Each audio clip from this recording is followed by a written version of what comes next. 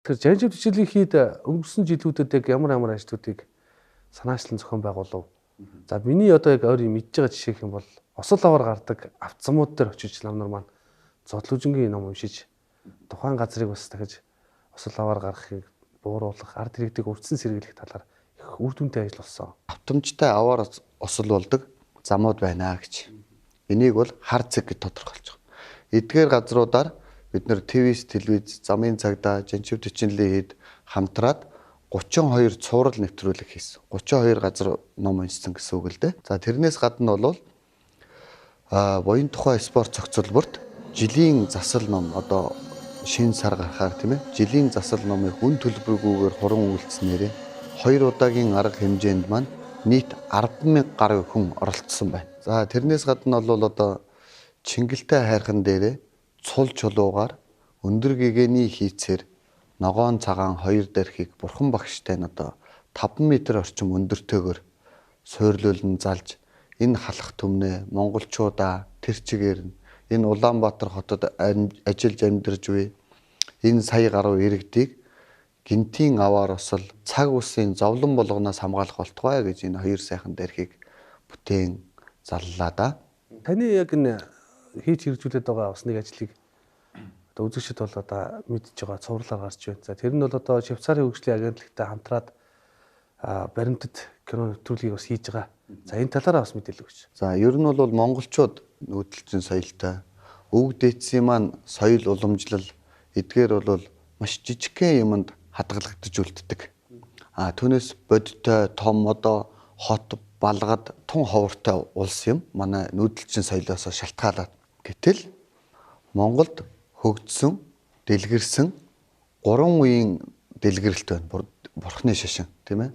Эхнийх нь бол одоо 2500 гаруй жилийн өмнө Хүннүү гүрний үед үүссэн байдаг болол дараагийнх нь Их хаадын үед үүссэн байдаг. Монгол оронд байсан сүм хийдүүдийг нурааснаас хэдхэн хуучны сүм хийдүүд үлдсэний гэвэл жанжив төчнөлийн хийд Швейцарын хөгжлийн агентлагтай хамтран баримтжуулж одоо үлдсэн нь ийм байна. Түүх нь ийм байсан. Сүм хийдүүдийн тухайд, уран барилгын тухайд бол шүтэн зургийн талаар шүтэн урлал гэж юу юм?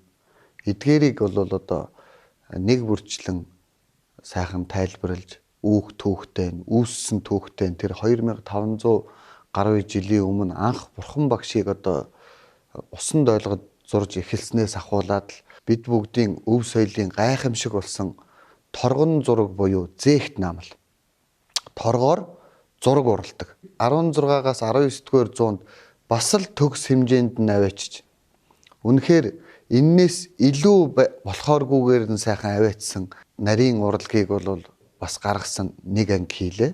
Хүн үүссэн цагаас хойш чулуун зэвсгийн үе, хүрэл зэвсгийн үе гэдэл одоо цутгуур хийж эхэлж байгаа. Зэвжад гэх мэтлэн одоо ингээд цутгуур үүссэн цагаас хойш 16-аас 19-р зуунд монголчууд цутгуур урлалыг дэлхийд байхгүй хосгүй үнэт дахин давтагдчихгүй төгс хэмжээнд нь аваачсныг бол бас гаргасан нэг нэвтрүүлэг хийгээд Монголын 16-аас 19-р зууны урлаг ямар агуу хэмжээнд хөгжсөн юм бэ? Яаж хөгжсөн юм бэ? Энэ урлагуудыг яаж хийдэг юм? Ямар их хөдөлмөр ордог юм? Эдгээрийг гаргасан баримтат нэвтрүүлгүүдийг хийлээ те. Нэг зориг хүртэлж энэ Швейцарын хөгжлийн агентлагтай хамтраад энэ хүн нэвтрүүлгийг бас бэлдэж байгаа бах тийм ээ. Гадаадын хэдчний улсад гарах уу? Төлөвлөгдөж байна. Ер нь яг үр дүн ач холбогдол нь яг юу юм бэ? Мэдээж өмнө нь бол ингээд багцлаад яг бүгдийг ингээд баримтжуулаад ингэж исэн тохиолдол бол би байхгүй байх гэж ойлгож байгаа. Зориг гэх юм бол монголчууд бид нэр даа ялангуяа залуучууд маань хитрхи өөр юмыг сонирхдаг болчих тийм ээ. Гар утас, Facebook, Twitter, зүгээр нэг компьютер тийм ээ. Энэ бол одоо яг мэдээж ахын хэрэглээ. Өдөр тутмын хэрэглээ. Гэтэл бид нар өв соёл, зан заншил, агуу гайхамшигт тэр хуучин соёл бид нар ямар тийм өндөр соёлтой, өндөр дотоод мөн чанартай байсан бэ гэдгийг мэдрүүлэхийн тухайд монголчууд байгаа. Хоёрдугаарт бол дэлхий дахинд монголчууд ямар өндөр түвшинд энэ урлагийг хөгжүүлж байсан юм бэ? Хөгжүүлсээр ирсэн юм бэ, тийм ээ? Одоо бас хадгалагдаад үлдсэн байна гэдгийг мэдүүлэн таниулахын тухай. Гол зорилго бол энэ байна да. За мэдээж энэ түүхийн судалгаа одоо олон талын их сурвалж судлаач нартай уулзаж тийм ээ. За энэ хүн нэвтрүүлгийг бэлдсэн ба. Тэгэхээр яг энэ хэдийн хугацаа шаарддаг дав. Ер нь бол 4 мэрэгжлийн судлаач. 4 мэрэгжлийн судлаач лам нар. Дээрээс нь би өөрөө тийм ээ. Одоо ингээд 9 хүн 5 сарын туршид судалгаа хийгдсэн. Энэ ямар учиртай юм, яадаг юм гэдэг талаас нь эхлээд бол судалгаа хийгдсэн. За дараа нь бол одоо сүм хийдүүдээр явж дүрсжүүлж тухайн сүм хийдүүд маань хаана байршилж гин тийм ээ. Гэх мэтлэн 20,000 гаруй километр замыг туулсан. Тэрнээс гадна бол одоо хэдэн 10 тераметрал одоо цуглуулж байж энэ 4 нэвтрүүлэг маань одоо гарч байна. Энэ хугацаа нь бол одоо жил гарангийн хугацаанд энэ 4 нэвтрүүлэг маань одоо бүрэн болж байна да. Өшөө цаашаага бас бидний хийх гэж байгаа олон ажлууд байна. Эхний ээлжинд бол монгол хэл дээр, англи хэл дээр, 2 хэл дээр гарч байна. Цаашдаа бол ер нь 4-5 хэл дээр гаргаж дэлхий дахина цацхыг ирмэлцэж байна да. Таны хувьд одоо яг энэ нэвтрүүлэг дээр ингээд ажиллаад, ингээд хамт яваад, ингээд олон их сурвалжуудтай уулзаад явж хахад сэтгэл төрчин бас юу бодогдов? Юугээр бахархах сэтгэл төрөв? За магадгүй бас энд харамсах сэтгэл бас төрсөн байхыг үүсэхгүй тийм ээ. Эхлээд бол харамсах сэтгэл үүссэн. Ийм агуу гайхамшигтай нарийн нандин зүйлсийг тийм ээ 2500-аад нь ингээд устгаад байхгүй болгоод тойр хэлбэрт аваачаад зүгээр нэг тойр болгоод тавьсан монголчуудын нэг үнэхээр харамсалтай зүйл. За дараа нь бол бахархах сэтгэл төрсөн. Тэр техник технологи байхгүй тийм ээ. Тэр үед яаж ийм сайхан агуу бүтээлүүдийг бүтээж дэлхийд Монгол гэдгийг тамгалсан юм бэ гэдэг. Монголчууд бол өөртөө их сүрхий шилтгэн тийм ээ. Олон давхар байшин ийм юмыг бол өөртөө зориулж одоо махан биендээ зориулж бүтээдгүй байж. Экстэц ноёд хаадан чалгаа байхгүй. Сайхан дугуй гэр Монгол гэртээ амьдардаг тийм ээ. Ийм байж. Гэтэл оюун санаандаа бол хөрөнгө оруулдаг ард түмэн байсан. Гэгэрлийг олох тийм ээ. Оюун санааны зөв тийш нь хөтлөх эдгээрт бол бүхий л тэр одоо алт эрдэнэс байна уу, бие сэтгэл байна уу тийм ээ. Эдгээрийг бол зориулдаг байснараа монголчууд үнэхээр гэгээлэг ард түмэн. Дахин давтамжгүй бүтээлүүд их бас олдож гарч тийм ээ. Дэлхийд бол одоо Монгол орны одоо сүм хийдэд байдаг энэ бурхадыг бол одоо гүйцэх бурхад байхгүй маа гэдэг ийм ойлголт хүрсэн гэдэг ийм жишээ хүртэл одоо энэ нэвтрүүлгийг хийх явцад бас хүмүүс их ярьж байлаа л дээ. Энэ дээр таны бодол. Энэ нэвтрүүлгүүдээр тодорхой гарч байгаа да тийм ээ. Аз дорн дахинд цорын ганц зүйлсийг бүтээсэн өндөр гэгээ маань байна. За Аз дорн дахин төдийгүй дэлхийд цорын ганц гэж хэлж болохоор одоо шүтэн урлагын нэг болох торгон зураг буюу зээгт наамал гэж байна. Хичнээн томоор хийж байсан, хичнээн хүний хөдөлмөр орж исэн, ямар агуу гайхамшигтай бүтээлүүдийг бүтээж исэн гэдгээр бол одоо нэвтрүүлгээр маань үнэхээр тов тодорхой өдөр судартайгаа жил онтойгоо сайхан нарийн гарч байгаа. Монголчууд маань ер нь бол оюуны асар том цараатай ард түмэн юм. Энийг өөрсдөө ойлгож энэ оюуны цараагаараа бидний өвөг дээдс бүтээсэн юм бэ тийм ээ. Эдгээрийг залуучууд маань, монголчууд маань ойлгоосоо гэж нэгдүгээр зорилго. Дараачих зорилго бол дэлхий дахинд монголчууд гэдэг маань ямар агуу бүтээл бүтээдэг байсан юм бэ? Ямар агуу үндэстэй юм бэ гэдгийг ойлгуулах хоёрдугаар зорилго. Гуравдугаар зорилго бол бид бүгдийн өв соёл ийм юм шүү гэдгийг хойч үедээ үлдээж байгаа ийм 3 зорилго байна. Тэгэхээр энэхүү нэвтрүүлгээрээ дамжуулаад монголчууд та бүхэн маань өв соёл, ахуй соёл, зан заншлаа бас иргэн нэг дурсаарай. Энийг өөртөө хэрэгжүүлж өөрсдийнхөө амьдралд, өөрсдийнхөө оюун санаанд тунгаан авч хэрэгжүүлээсэ гэж одоо хүсэж байна. Тэгээд Жанчивдчинлэн хийдээс зохион байгуулсан энэхүү 16-аас 19-р зууны уран барилга, уран баримл, уран хатгамал буюу зээгт наамал, уран зураг гэсэн сэдвт 4 ангид баримт нэвтрүүлгийн маань хийхэд оролцсон баг хамт олон маш олон хүний одоо хөдөлмөр орлоо.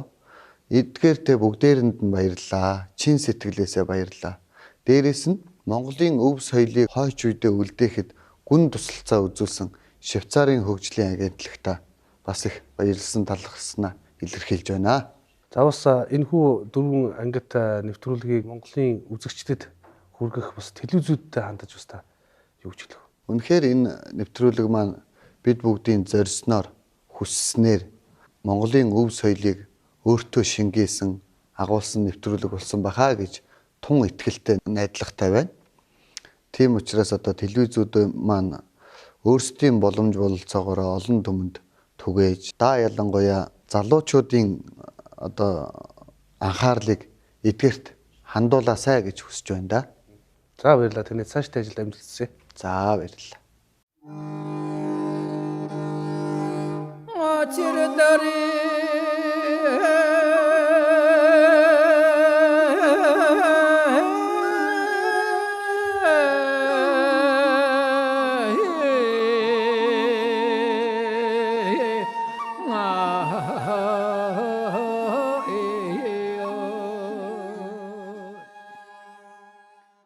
Монголын 16-аас 19-р зууны уран барилга, уран баримл, уран зураг, зээгт наамал буюу торгон зураг гэсэн сэдвт нэвтрүүлгүүдийг бэлдэж байна. Өнөөдөр бол уран баримл буюу шуумал бурхтын талаар нэвтрүүлэг маань үргэлжилж байна.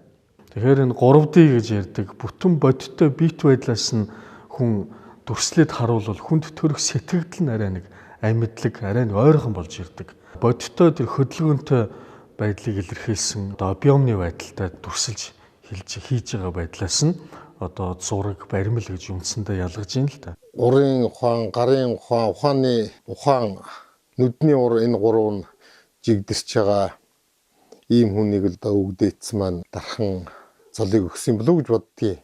Энэ цогтворын урлагийн одоо ориглыг бол энэ монголчууд хийж байгаа юм л да. Өндөргийн өөрөө хувилгаан хүн учраас энэ бурхтууд амьтай. Өндөргийн зан үзрийн одоо шүтээ цутгуур бүртэг бол илүү гарах шүтээ урлал бол ерөөс нэгийг хийж байхгүй маа гэж үзэж байна. Дэлхийн урлагийн төвхт Монголын урлаг гэж урлагийг одоо хэн төлөөлд юм бэ гэхэд өндөргийг нэгээр гарч ирдэг. 16-аас 19-р зууны шуумал буюу цутгуурын урлал. Цутгуурын урлаг нь бол ер нь хүн төрлөختөн үүсч эхэлснээс хойш хөрөл зэвсгээ үеэс эхлээд бүр тодорхой нарийн хөгжлийг олсон байдаг. Тэрний жишээ нь бол манай Монголын газар нутаг дээрээс олдсон маш олон олдврууд байдаг.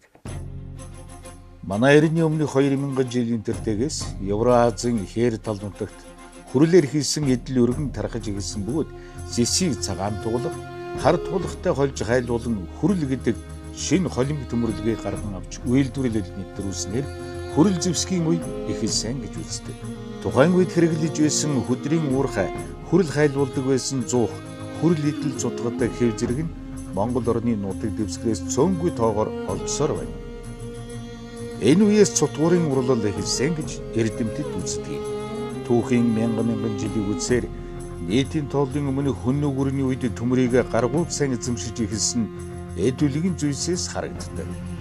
Хүннүг үеийн төмрийн урлал нь оргил үедэн хүрч төмрийг алтаар бүрэх, зэсийг алтдах, мөн битүү хөөмөлдөг харгыг хэрэглэж ирсэн байдаг ч одоо ч археологийн олдвороор олдсоор байна. Энэ үеэс Монгол архичуудын дунд хийсвэр сэтгэлгээний урлаг хөгжиж ирсэн болгон авахын болон хэрэглээний мөн гоёл чимгэлийн зүйлд төрөл бүрийн хээх бар цэцэг навч ан амтан жигүүртэн шуудыг дүрслэн сэлбэрлэх хөөмөлдөх, цохилуурдах, давтах, цовох, сових, сүлжих, цоолборлох зэрэг аргаар дархны олон төрлийг ашиглан хөгжүүлсээр иржээ. Уран дархны уламжил хөгжсөөр 17 дугаар зууны үед оргилдон хүрсэн юм. Тухайн цаг үед үнэт өв болох соёл уламжлан хадгалж үлдэхийн тулд өндөр гэгийн зан узраа буддын шашны соёлоор дамжуулан уран барил, шүтэн зураг, торгон зураг буюу зээгт наамал, уран баримл тэр дундаа цутгуурын урлагийг хөгжүүлж Монголын өв соёлыг өнөөгийн бидэнд өвлүүлэн үлдээжээ. Түүгээр чигүүлэрэн буддын шашны урлагын ухаанд Монгол гэсэн тодотголтой өнгө төрхийг бий болгосон түүхийн явцад тэмдэглэгдэн үлджээ. Өндөргийн зан узар маань Дэлхийн сонгодог урлагч хүндтэй байраж илдэг.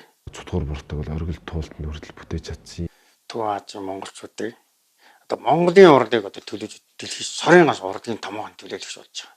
Цутгуурын урлагч нь бүр өндөр хэмжээнд хүртэл хөгжсөн байна. Маш нарийн. Тэр дундаж үүний үе тэр харанхуй бүдүүлэг тийм үүмийн самантай тэр гайхамшигтай урлагийн мөртөлийг хийнэ гэдэг бол ямар их авьяас чадвар агуу суутан бэ гэдгийг бол харуулж байгаа. Зургийн тэг, баримлын тэг гэдэг хоёр хэмжигдэн хоёр өөр гэдэг. Зургийн хэмжигдэхүүнээр одоо хүний моторын өргөнийг бол одоо 4 хуруу гэж дүүл энэ дээр 3 дахин үржүүлсэн хэмжээ бол цутгуур бүрсний хэмжээ байдаг. Өндөргийн урлагч чинь нөгөө хувилгаа урлаг гэдэг байхгүй. Хувилгаанаар хүрсэн урлал. Тэр хүний оюуны потенциал ямар өндөр байгааг л харуулж байгаа байхгүй тийм ээ. Тэр хувилгаа хийцэгдэг маань. Өндөргийн зан узар маань өөрөө бол бандтай хүн одоо шүтэн урлал, бурхан зураг, цутгуур урлал эдгээр болгонд бол хамгийн төгс мэрэгдсэн юм хүн. Өндөргийн энэ хийсэн борхтууд нь болохоор бүтэн цутгуур байгаа да. Хөндөй цутгагдсан. Зүйдэлтэйвш зүйдлгүй битүүгээр нь цутгсан. Энэ гайхамшиг. Технологи хөгжөөг байсан үед яаж цутгсан бэ гэдэг нь тэр одоо бол онцгой хуваарь үлдсэн явж байдаг.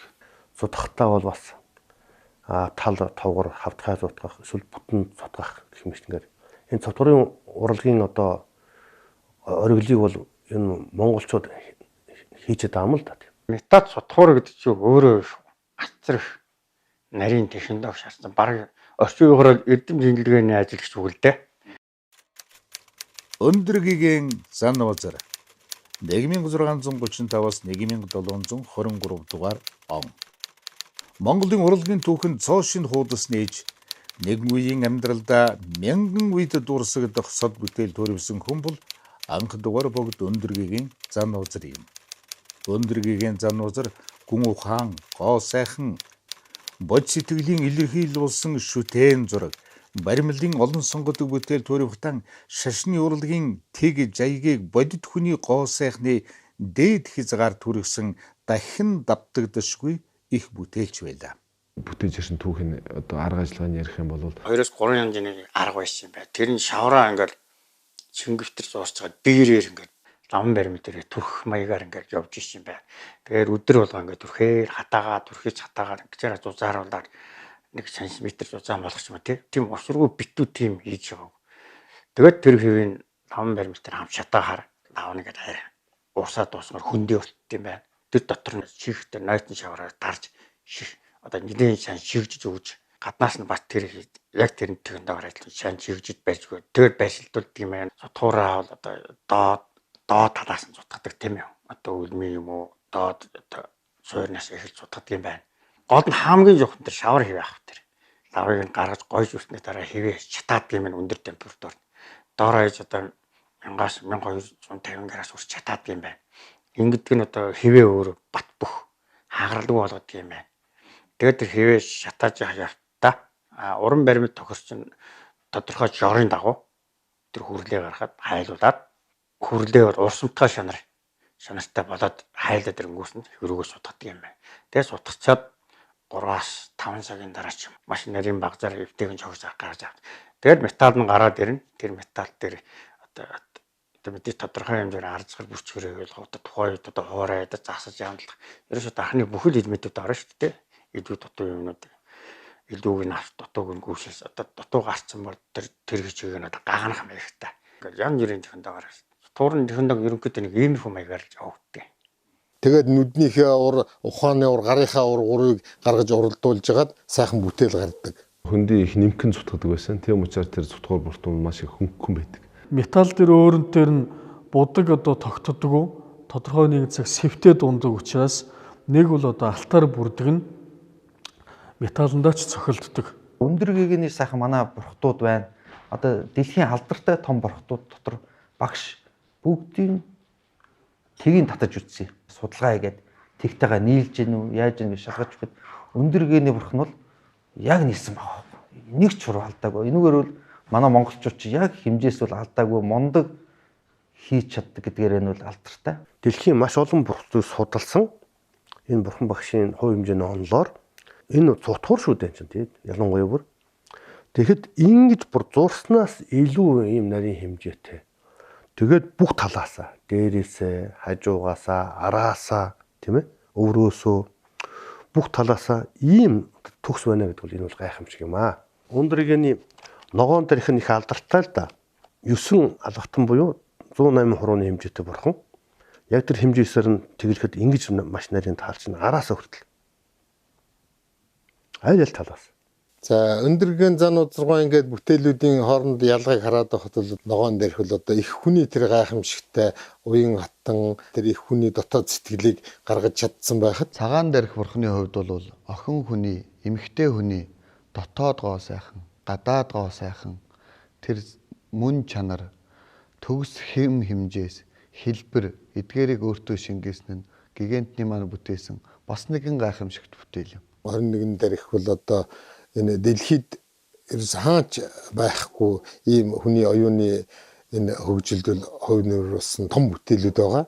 Энэгээр дэлхийд хосгүй хүнд бүтээл дээрээс нь энэ бурхны маань өөрийнх нь хийдэл бөгөөд уур хийцэн нь бол гайхамшигтай. Өндөр гэгийн зан узрын бүтээсэн очирдар бурхны хөрөг, язгуурын таван бурхны хүрэл баримл, 8 мөнгөн соврог зэрэг бүтээлүүдийг өрн дорны соёл дорнууд шагшин үнэлж дэлхийн хэмжээний соёл урлагийн бүтээлд бүртгэн хамгаалж байгаа нь Монгол хүний дэлхийн урлагийн эрдэнэсийн санд оруулсан бодит хувь нэмэр яахын аргагүй мөн гэж үздэг.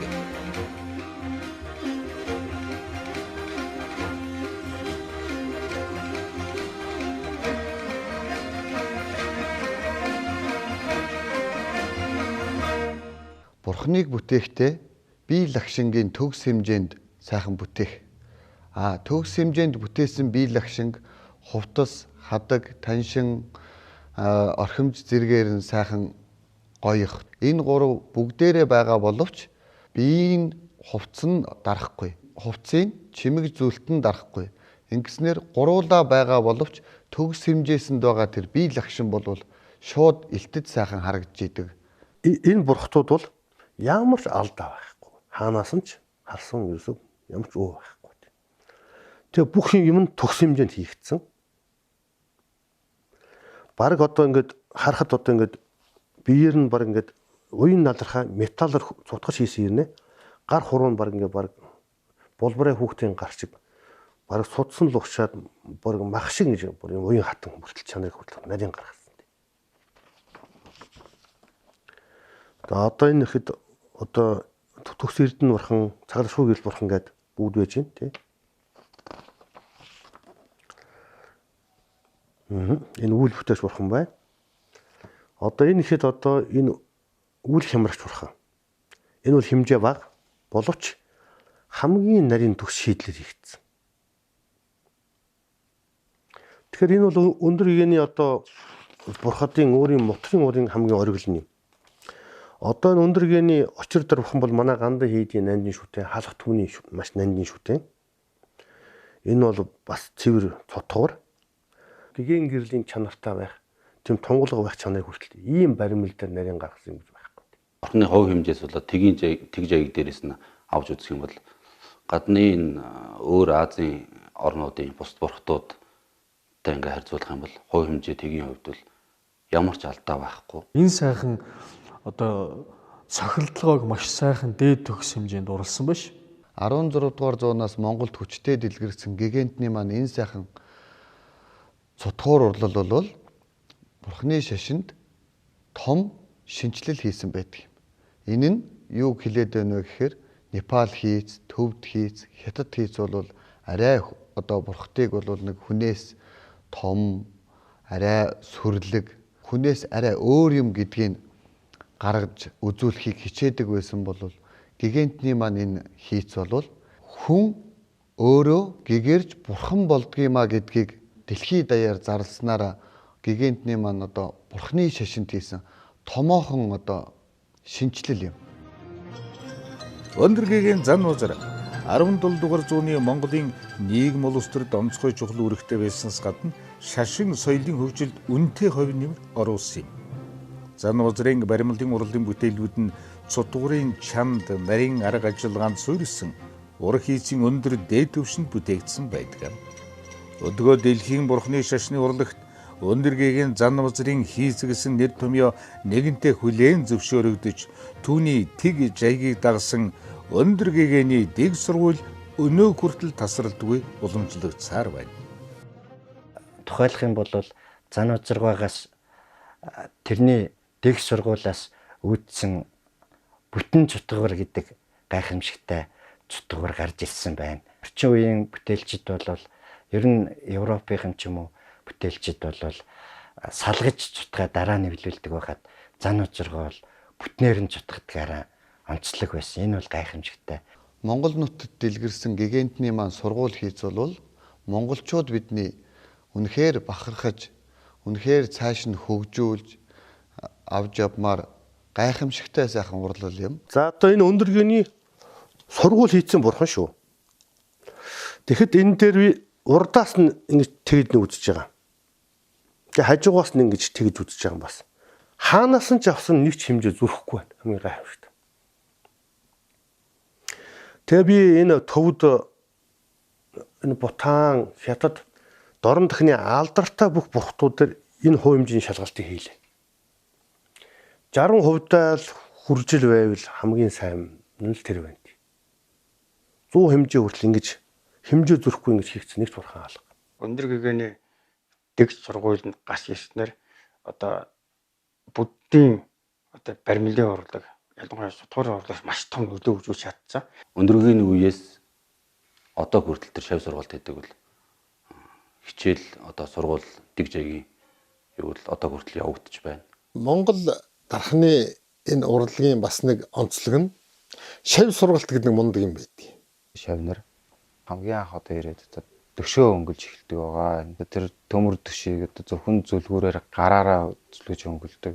Энд одоо маш урт хугацаа ордог. Одоо тасралтгүй 7 хоног зүлгэх ч юм уу. Тэгжээж одоо тэр төшийг өнгөлж тэр төшний дээдлийн толийг ямар ч сэв хортонгүй болгож байж тухайн шав маань өөрөө тэр төшөндөө их арг гамтаа төшөө их хайрлж хүндэлдэг тэр сэтгэхүйн одоо анханасаа сууж эхэлдэг байгаа. Одоо шавь сургалтын гайхамшиг бол одоо өөрийнхөө гарын шав болгоно гэхэд л юутс нэг 5-10 жил болж иж тэр гайхамшигтай шавнар гардаг байхгүй юу? Өндөр гэгэний сургууль хийц сутгавраас гадна хөөмлөөр үтээсэн шүтээнүүд гарч ирсэн байдгийг. Тэгэхээр өндөр гэгийн зан узар маань хөөмлөөр мөн адил ямар сайхан бүтээж ирсэн бэ гэдг нь харагдаж байна. Хөөмлийн аргаар алтан мөнгө гуйлыг давтаж нэмгэлээд түүнийг лавн дээр тавьж цохиж хөөж бүтээдэг нарийн уламжил техникүүд хадгалагдсан ирсэн. Тэгэхээр металлын хийцэг бол хатуу шин чанартай материалаар дүр дүрслийг гаргахтаа ингээд хийчихлээр шин чанарууд нь илүү ойлгомжтой төрөл сэтгэл маань урлаг өрн сайхны болж байна гэдэг талаас хийцийн хувьд бол материал тулгуурлаж гаршиж байгаа болохоос биш цаад мөн чанарын хувьд бурхан оршиж байна, ажислаг оршиж байна, зөв хийгдсэн байна гэдэг дээр бол нэг мөн чанартай яваад байна. Тийм болохоор тэр материалаа хийсэн нь илүү сайн. Энэ нь муу гэсэн зүйл байхгүй. Дээр нь хэмжээний хувьд хүмүүс ярьдаг. Их томор хийчихвэл илүү сайхан гэдэг ч юм уу. Жижигээр хийхээрээ жаахан дутуухан, хямдхан болно гэдэг ч юм уу. Энэ тал дээр айхтар үзлийн ялгамж гаргаж болдог байна. Ер нь бол зөв хийх зөвшөөрлөн авсан. Хийх урлалд гарамгай, гарсан уран бүтээж. Бурхан шүтэн урлаач хүн зөв хийх нь чухал. Аливаа бурхныг бүтээхдээ ажислаг, сүншиг, дотоод оршоолго, 10-ны ажиллаг оршин гэдгээр нь хүнд тустай зүйл болохоос биш том бурхан нь илүү жижиг нь муу зүйл гэсэн зүйл байхгүй. Гигантны үед одоо бүтээгдэж байсан шаврын бурхтууд одоо хүртэл олдож байгаа нь гайхамшигтай юм. Бид бүгдэд одоо Монгол орон нутагт энэ уужим сайхан дэлгэр нутагт бол одоо нээж олж чадаагүй маш олон нууц, маш олон гайхамшигтай бүтээлүүд байгаа гэдэгт бол итгэлтэй байдаг. Одоо ч гэсэн гарсаар байгаа. Сая сардгийн хийдээс монголчууд шавраад бурхан хийгээд түүнийгээ шатаагаад керамик болгож одоо ингэж хийсэн маш олон бурхан гарлаа. Тэгтэл яг саний энэ цутгуур хийсэн бурхантайгаа адилхан бүр шавраар тэгж хийгээд бүр шатаагаад тэрэн дээр бүр баг хувцсных нь баг эренг мэрэнг бүх юмд нь маш нарийн баг зурцсан юм шиг юм маш цэвэрхэн гарын оромны ихээ ингээд дарцсан баг гарцгаар шахав тийм цэвэрхэн хийсэн байна. Яг энэ цутгартайгаа адилхан. Тийм баг маш олон 100 бурхан гарлаа. Тэгээ энийг бүр зөвхөн одоо ийм төө хэрэг нэгсэн ахуулаад 3-4 метр том бурхдуудын хөл гарч ирж юм бүрт. Керамикаар хийсэн бүрт. Тэгэхээр монголчуудын керамик урлаг ямар гайхамшигтай баримлын урлаг ямар өндөр хэмжээнд хөгжиж ирснийг одоо гэрчүүд нь одоо энэ археологийн судалгаар улам бүр батлагдсан гарч ирсээр байна. Сардгийн хийд Монголын анх дугаар богд Өндрөгийн зан узар 20 насны сүүлд төгссөн жил буюу 11-р жирны хөхмөрн жил 1654 онд Хэнти хаан хэмээх газар өдрийн сайныг сонгон газрыг адислаж номлол бүтээлийн орон гандан шид болон буюу дэлгэр өлзий дуулын төгс баясгаланд номлол бүтээлийн сүм хэмээх номын их хүрээг байгуулж эхэлсэн. Энэ хийдийг барьж дуусгахад тасралтгүй 32 жилийн хугацаа орсон. 1686 дугаар онд бүрэн ашиглалтанд орсон хийд 2 жилийн дараа буюу 1688 дугаар онд монголчуудын дотоодын дайн самууны хөлд бүрэн сүйдгэгдсэн. Хал хойрдын тэмцлийн дунд галдан бошигт өөрийн орноос цэрэг хөдөлгөж гандан шидвэлийн хийдийг бүхэлд нь эвдэн устгаж тэр үеэс хойш дахин хурал номыг сэргээлгүй орхин 21-р зууны ихэнх хүрчээ. Мөн 3400 орчим бурхад, язгуурын 5 бурхан, шавраар бүтээсэн том хэмжээний бурхан, 1.5 метр өндөртэй бурхад 10-аад илрээд байгаа юм. Мөн гол том бурханы сууриас 2 сүн шиг илэрсэн. Өнөө хүртэл зан узрын бүтээлийн төрөлд шавар буюу керамик бурлалын зүйлс байсан эсэх нь тодорхойгүй байсан бол уг малтлагын үр дүнд анхудаа тусгай нэг төрөл гарч ирж байгаа нь зан узар судлалд гарч байгаа томоохон ахиц дэвшил юм аа.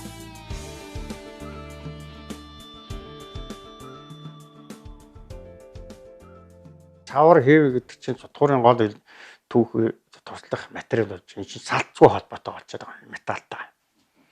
Тэгэл энэ өндөргийн одоо тэр гайхамшигтай цутгуурын арга барил бол бас л тухай өндөр түвшинд хүрсэн байна гэдэг нь ойлгогдоод байгаа. Маш их том одоо байгалийн 100%-аад одоо тэр энэ сэтэрхий ийм юун дээр одоо нэг салхины хүч ашиглаж одоо тэр юуг яаж энэ зэсээ хайлж юу гуйлаа хайлж тэгээд юу дороо хэвээ ингэж улаасгачиж ингэж хийжсэн байгаа. Тэгэл энэ дээр яаж хийж эхэлсэн бэ гэхээр тухайн лав гэдэг одоогийнхоор wax гэдэг англи дээр яригддаг тий. Лаваар одоо бүтээлүүдэд барьдаг байсан юм байна. Тэрнээс шавар хийе авдаг байсан юм байна. Монгол оронд өөрийн гэсэн онцлогтой олон газрууд байдаг. Тэр дундаа урлал хийхэд зориулагдсан тэр шавар эдгээр бол төрөл төрлөөрөө байж идэг байна.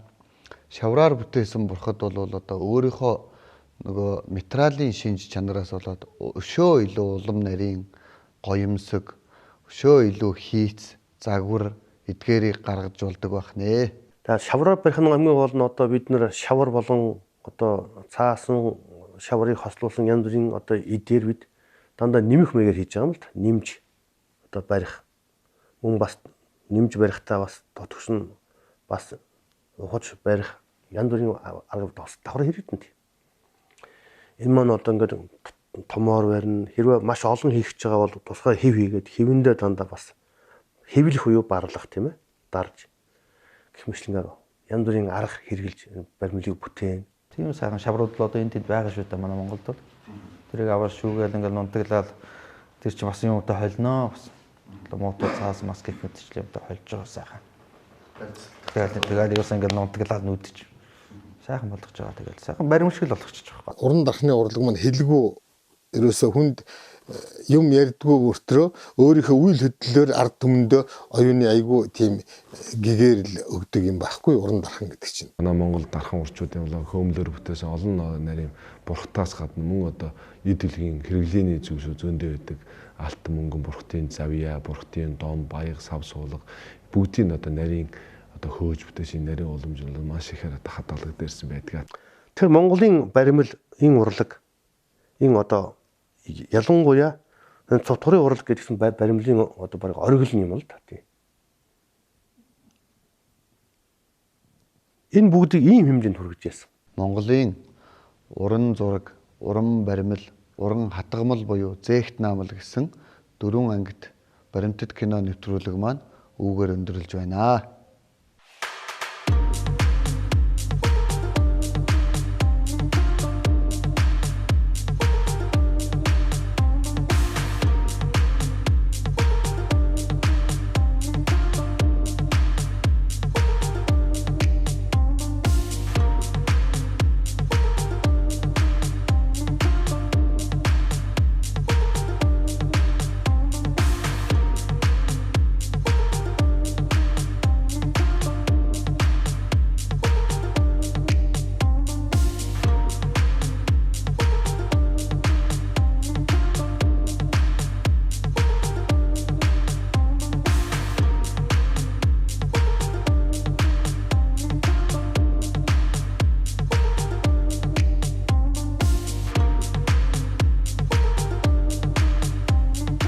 (16-аас 19-р зууны Монголын өв соёлыг баримтжуулах энэхүү төсөл хөтөлбөрийг хэрэгжүүлэхэд гүн тусалцаа үзүүлсэн Швейцарын хөгжлийн агентлагт гүн талархлаа илэрхийлье. Жанжив Дэчлэлийн хийдийн Хамблам Шенин Денцэл